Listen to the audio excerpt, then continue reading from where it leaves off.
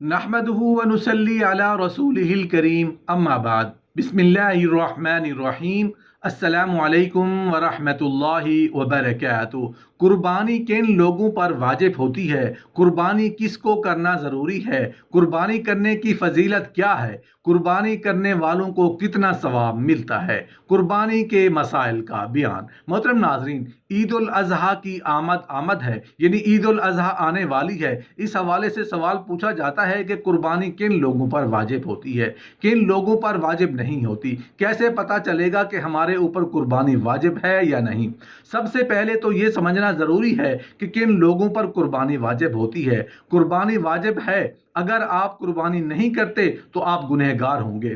कुर्बानी के हवाले से ये बहुत ज़रूरी मसाइल हैं जो हर मुसलमान को पता होने चाहिए। जब हमें पता होगा कि कुर्बानी किन लोगों पर वाजिब है और किन लोगों पर वाजिब नहीं है, जिन लोगों पर कुर्बानी वाजिब होती है उसकी कुछ कंडीशंस होती हैं। वो कंडीशंस क्या हैं वो भी आपके साथ वीडियो में आगे शेयर करेंगे, लेकिन उससे पहले हमें मालूम होना चाहिए कि कुर्बानी असल में है क्या, इसका सवाब कितना मिलता है। सहाबा कराम रिज़वानुल्लाहि ताला अलैहिम अजमाइन ने अर्ज़ की, या रसूल अल्लाह सल्लल्लाहु अलैहि वसल्लम, ये कुर्बानी क्या है? फरमाया, तुम्हारे बाप इब्राहीम अलैहिस्सलाम की सुन्नत है। लोगों ने अर्ज़ की, या रसूल अल्लाह सल्लल्लाहु अलैहि वसल्लम, हमारे लिए इसमें क्या सवाब है? फरमाया, हर माल के बराबर नेकी है। अर्ज़ की, ऊन का क्या हुक्म है? फरमाया, ऊन के हर बाल के बदले में भी नेकी है।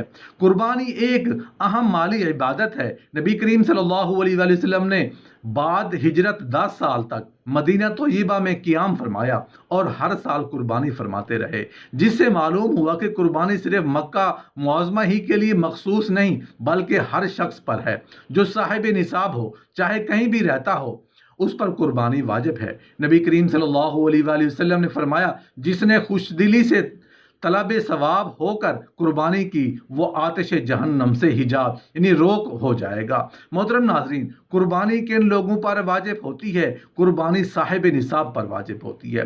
साहिब निसाब किसको कहा जाता है? साहिब निसाब उसको कहा जाता है जिसके पास इतना रुपया हो, या फिर सोना हो, या फिर चांदी हो, बिजनेस का सामान हो, या ज़रूरत से ज़्यादा सामान हो। 5 चीज़ें होने में से कोई भी इंसान साहिब निसाब हो जाता है। नंबर 1 सोना, नंबर 2 चांदी, नंबर 3 नकद कैश, नंबर 4 बिजनेस का सामान, नंबर 5 ज़रूरत से ज़्यादा सामान। ज़रूरत से ज़ायद वो सामान होता है जो पूरे साल आप इस्तेमाल ना करें। मिसाल के तौर पर, अगर किसी शख्स के पास 3 गाड़ियां हैं, एक गाड़ी इस्तेमाल करता है और 2 गाड़ियां साल भर खड़ी रहती हैं, तो ये जो गाड़ियां खड़ी रहती हैं ये ज़रूरत से ज़्यादा सामान है। अगर किसी शख्स के 2-3 मकान हैं और एक मकान में रहता है और बाकी दूसरे मकान ऐसे ही पड़े हैं, तो ये ज़रूरत से ज़्यादा है। अगर ये 5 चीज़ें हैं तो उन 5 चीज़ों को जोड़ेंगे। अगर 3 चीज़ें हैं तो 3 चीज़ों को जोड़ेंगे। अगर आपके पास कैश है, ये सोना चांदी नहीं है, या उन 5 चीज़ों में से मिलाकर टोटल की मालियत देखेंगे, अगर सब मिलाकर इतना हो गया जो निसाब तक पहुंचता है, तो उस पर कुर्बानी वाजिब हो गई।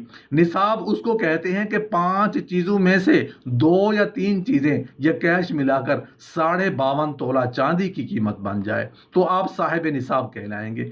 जो साहिब निसाब होगा उसके ऊपर कुर्बानी वाजिब हो जाएगी। अब चाहे वो मर्द हो या औरत हो, हर आकिल बालिग साहिब निसाब पर कुर्बानी वाजिब होगी। नाबालिग पर कुर्बानी वाजिब नहीं होगी। जो मजनू या जिसके पास अकल नहीं है उसके ऊपर कुर्बानी वाजिब नहीं है।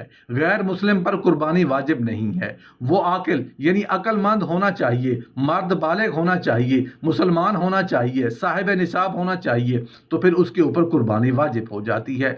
साहिब निसाब कोई मर्द हो या औरत, उस पर कुर्बानी वाजिब हो जाएगी।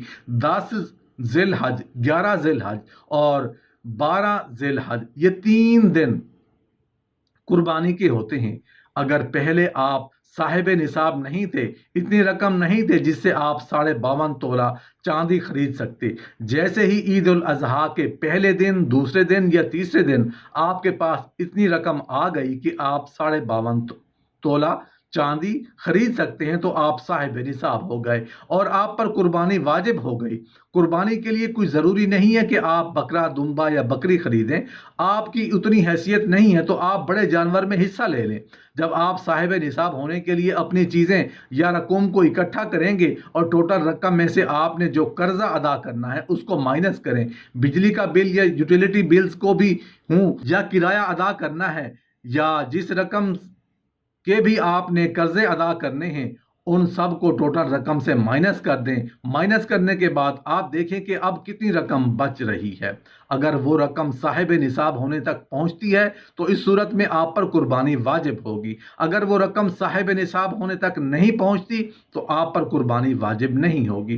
कुर्बानी करना एक इबादत है, इसका बहुत बड़ा सवाब है। रसूलुल्लाह सल्लल्लाहु अलैहि वसल्लम ने इरशाद फरमाया कि जो शख्स कुर्बानी करता है, कुर्बानी करते वक्त खून का कतरा ज़मीन पर नहीं गिरता लेकिन उसकी बख्शिश हो जाती है, और जितने जानवर के जिस्म पर बाल होते हैं उतने उसके दर्जात बुलंद हो जाते हैं। कुर्बानी एक बहुत ज़्यादा अजीम और शान इबादत है। एक हदीस का मफ़हूम है कि रसूलुल्लाह सल्लल्लाहु अलैहि वसल्लम ने इरशाद फरमाया, कुर्बानी के दिनों में अल्लाह ताला को कुर्बानी से ज़्यादा कोई अमल भी पसंद नहीं है जितना अल्लाह जल्ल शान को कुर्बानी करना पसंद है। इसीलिए जो लोग कुर्बानी कर सकते हैं उन्हें कुर्बानी करनी चाहिए। अमूमन हमारे यहाँ अक्सर ये कहा जाता है कि इस साल अपने वालिद के लिए कुर्बानी करा दी, पहले अगले साल वालदा के लिए करा दी या बीवी के लिए करवा दी। जिस तरह से नमाज एक इबादत है जो फ़र्ज़ है, हम पढ़ते हैं, अम्मी के ऊपर फ़र्ज़ है तो अम्मी पढ़ेंगी, अगर वालिद से साहब के ऊपर फ़र्ज़ है तो वालिद साहब पढ़ेंगे। बिल्कुल ऐसा नहीं है आज मैं नमाज पढ़ लूँ, कल अम्मी पढ़ें, परसों अब्बू पढ़ लें। इस तरह से कुर्बानी आपके ऊपर वाजिब है तो आपको करनी होगी। वालिद साहब पर वाजिब है तो वालिद साहब को करनी होगी। अम्मी के ऊपर वाजिब है तो अम्मी को करनी होगी। ऐसा भी नहीं है कि घर में 5 लोगों के ऊपर कुर्बानी वाजिब है और एक फ़र्द कुर्बानी करे तो ये सब की तरफ से अदा हो जाएगी, ये भी नहीं है। घर में जितने लोगों पर कुर्बानी वाजिब होगी उतने लोगों को कुर्बानी करनी होगी। अगर बीवी पर कुर्बानी वाजिब है तो शौहर बीवी की तरफ से कुर्बानी कर सकता है।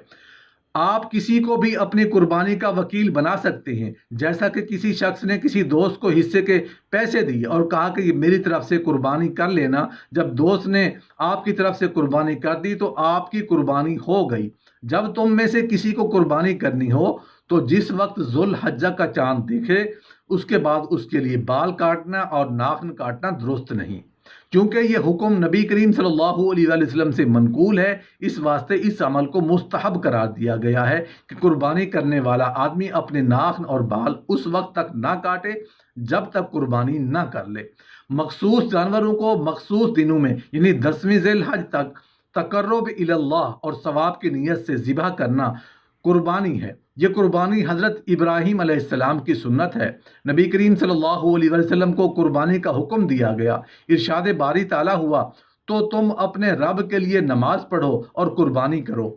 बेहतर यह है कि गोश्त के 3 हिस्से करें, एक हिस्सा फुकरा को, दूसरा हिस्सा दोस्त अहबाब और अकारिब के लिए और तीसरा हिस्सा अपने घर वालों के लिए। गोश्त काफिर, मुशरिक, हिंदू, भंगी और बेदीन मुर्तद को ना दें और गोश्त वगैरह कसाई को उजरत के इवज़ नहीं दे सकते।